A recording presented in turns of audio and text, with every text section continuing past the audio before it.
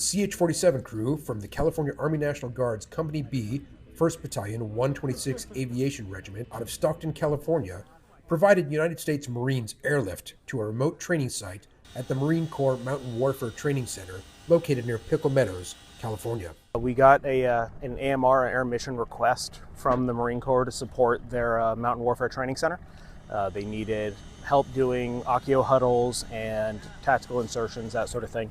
Part of the Mountain Warfare Training Center's mission, right, is to teach the Marines, or whoever, it's not unique to them, how to fight in a mountainous, snowy environment. So once we did our brief, the Marines practiced cold loading, so that is loading with the engines off, with all of their equipment, their skis, their sleds, all of their cold weather gear, all of their stuff.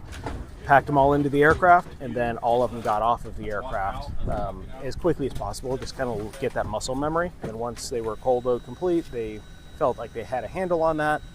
Then we started the helicopter up, they hot loaded. We lifted the first group up to an LZ that was at about 9,000 feet above sea level. So lifting, it was about 4,800 pounds worth of people and stuff up to the LZ.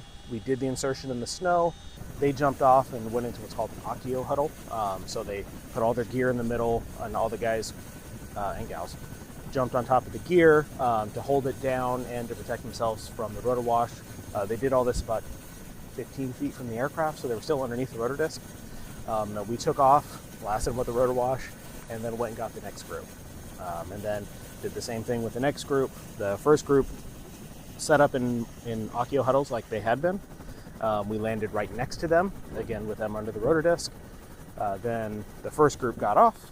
Second group got back on so that they could practice another iteration in the traffic pattern there, another tactical insertion, more Accio huddles. And we just continued that cycle for 3 groups. So each one of the 3 groups got a tactical insertion, an Accio huddle as we departed, and an Accio huddle as we landed, and a traffic pattern in the middle.